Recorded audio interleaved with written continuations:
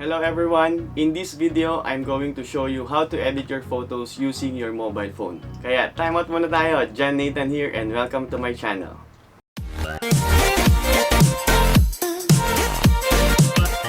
So mostly of my photos na ina-upload ko sa social media like Facebook and Instagram, ini-edit ko siya using my mobile phone. So inisip ko na paano ako magiging productive at makapag-release ng mga photos on time. Hindi. Hindi pala on time yung mga yan. And lahat ng mga photos na ina-upload ko ngayon sa social media are edited using my mobile phone. So today, I'm gonna show you how to edit your photos using your mobile phone. Before we start, and bago kayo sa channel ko, I hope that you will subscribe to my channel and don't forget to click the notification bell so that you won't miss any of my upload. Okay, so syempre kapag mag-edit tayo ng photo, kailangan natin ng application. So ang application na gagamitin natin ay yung Adobe Lightroom Mobile. So sa mga wala pang Lightroom Mobile, mag-download lang kayo sa Play Store kung Android user kayo, and for Apple user, sa App Store yata yung tawag doon. So like this. So magpunta lang kayo sa Play Store and then type nyo lang dyan yung Lightroom. Lalabas na dyan. So sa akin, dahil meron na ako, na i-download ko na siya. At sa mga wala pa, i-download nyo lang siya and then i-install nyo lang siya sa mobile phone ninyo. So since meron na ako, punta tayo sa application. Ito yung itsura niya, Lightroom.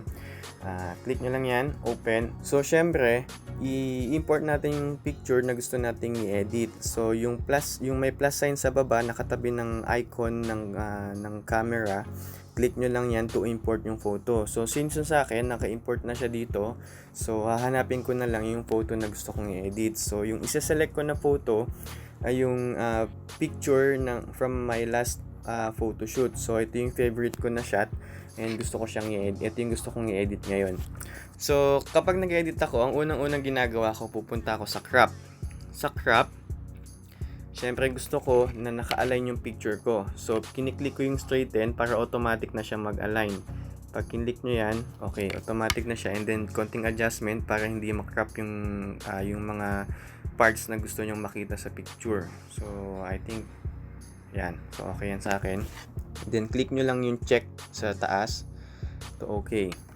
And then after nyan, pupunta agad ako sa color. Sa color, unang-una kong ginagalaw kung anong gusto kong kalabasan, kung anong gusto kong mood na kalabasan nung photo ko. So since ito medyo malakas siya, maka Van Helsing, steampunk nga. So ibababa ko yung temperature. Kasi gusto ko medyo vampirish yung datingan niya. Okay. And then galawin ko yung tint. Siguro adjust ako ng medyo violet ng konti. Okay. And then so, sunod na ginagalaw ko yung vibrance kasi gusto ko talaga yung photo makulay. So, mataas ako maglagay ng vibrance kasi gusto ko talaga vibrant yung color ng picture ko. So, dadagdag din ako ng konting saturation. Konti lang. And then, after nyan, so tapos na ako dyan sa color. Gusto ko din namang i-edit yung individual colors. So, punta ako sa mix. And then, i-edit ko kung ano pa yung gusto kong patingkad din. So, dito, gusto ko pang i-adjust yung violet. Patingkad siguro ng konti. And then, dagdagan natin ng konting luminance. And then, gusto kong isabay yung red na ipatingkad din para sa lips din niya. And then, dagdagan natin ng konting luminance. Okay. So, sa photos, kapag nakita ko ng color blue, ang ginagawa ko, binababa ko siya, dinidecrease ko yung color kasi ang gusto ko, wala siyang blue. Gagawin ko siyang grayish or light blue para, yun nga, cinematic yung datingan. So, ang gagawin ko, ibababa natin yung saturation. Gusto ko siyang maging grayish. So, gray siya actually yung likod, and then adjust tayo sa hue and sa luminance. So, okay. So, I think okay yan sa akin. Kulay gray na siya. And lumutang pa yung subject ko. So, ang next na gagawin ko, yung balat niya, gusto ko din na i-adjust. So, yung orange yung pinakamalapit. So, since vampirish nga yung gusto kong kalabasan, binababa ko yung color para mag-pale siya ng konti and then glow ko yung skin niya ng konti sa luminance.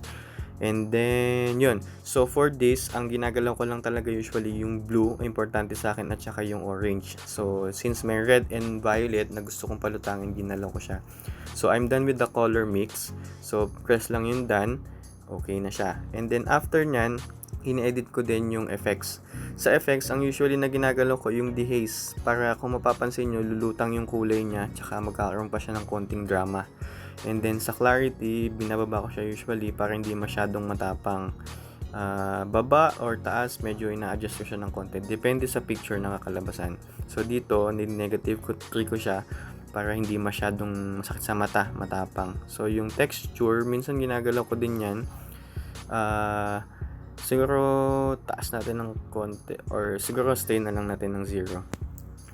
And then, so tapos na ako sa effects, and then dito tayo sa details. Sa details, actually kung makikita nyo, sharp na naman siya. Pero dinadagdagan ko siya ng sharpness dahil mag-a-adjust ako ng masking at saka ng noise reduction para smooth yung datingan. So sharp siya, smooth pa siya. Okay, so yun ang kinakalabasan para sa akin.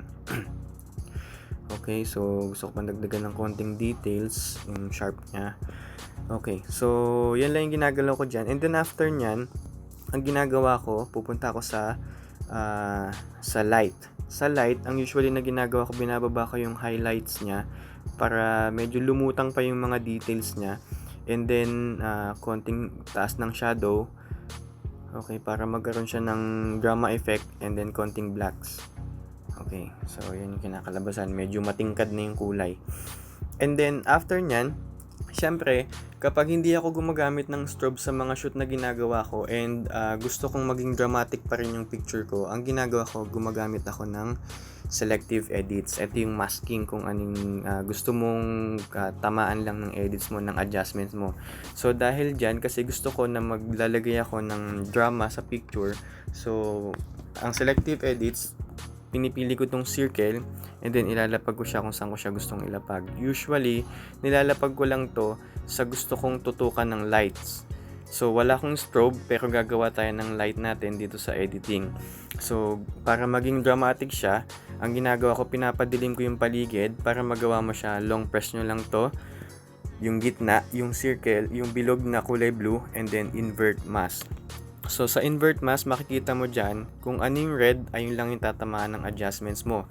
So, dahil gusto ko dun mapunta yung tutok ng araw, ay tutok ng light dun sa loob ng bilog, ang gagawin ko, ibababa ko yung exposure niya para medyo dumilim yung paligid. Para, yun nga, dramatic kasi yung gusto kong datingan sa picture. Minsan hindi na totoo yung nangyari, pero gusto ko yung ganong itsura. Yung medyo unreal siya. Okay, so okay na ako dyan. And then, minsan ginagalaw ko din yung shadow para sumabay dun sa exposure. And then, okay na ako dyan. And then, syempre, ang ginalaw lang natin yung labas. Yung loob, gusto ko din naman dagdagan ng konti pang liwanag. So, magdadagdag ulit tayo ng circle. Tutok natin kung saan natin gustong ilagay para magkaroon tayo ng second layer na light. So, dito ko ilalagay siya. And then, dagdagan natin ng exposure naman. Okay, try natin. Siguro, mababa lang mga 5 lang. 0.05 lang. And then, shadow. Yes, dagdag tayo ng konti. And then, sa blacks natin, dagdagan natin ng konti. Uy, wow. Yan, I think ito medyo dramatic yung datingan nito. Okay. So, after nyan, kung okay na, pwede na kayong okay. Okay.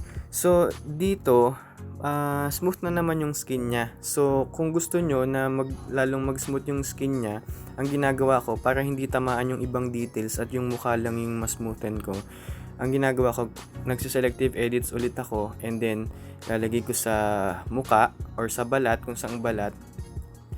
And then, pipiliin ko yung sa effects, and then yung texture, ibababa ko siya para makinis yung datingan.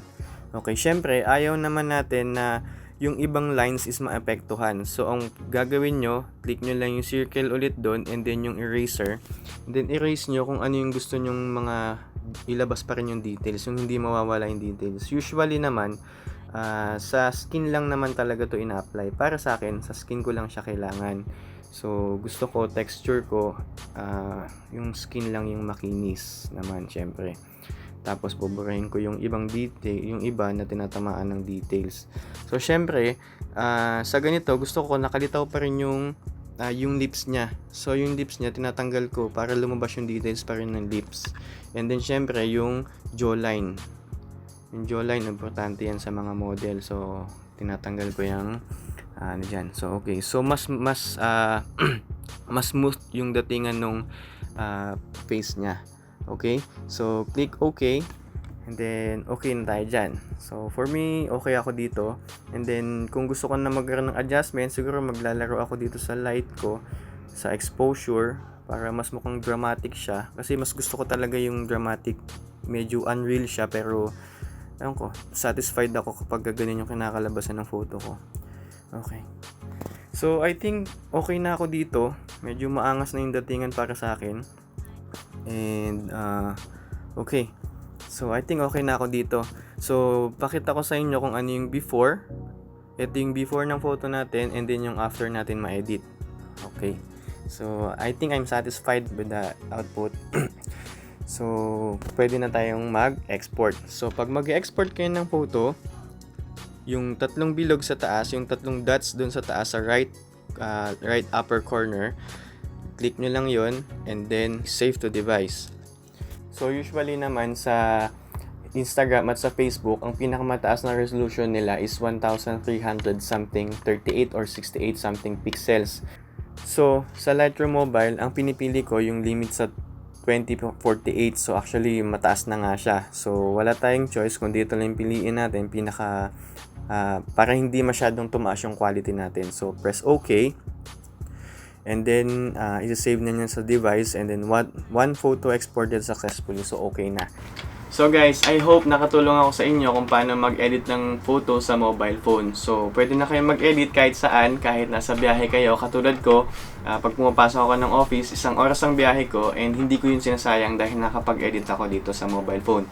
And huwag kayong mag-alala kasi kung i-release nyo lang naman to sa social media, hindi nyo kailangan ng mataas na resolution. Enough na yung phone natin para mag-edit. Unless magpapaprint tayo after natin i-edit. So ibang usapan yun, sa laptop tayo mag-edit. So I think that's it for me today. I hope that you like my video. And kung meron kayong gustong tanong, mag-comment lang kayo sa baba. And kung meron pa kayong gustong matutunan na tingin kong kaya ko naman, I will try my best na i-share sa inyo kung ano yung alam ko. So, I think that's it for me today. Don't forget to like my video and subscribe to my channel. Thank you for watching guys and see you on my next video.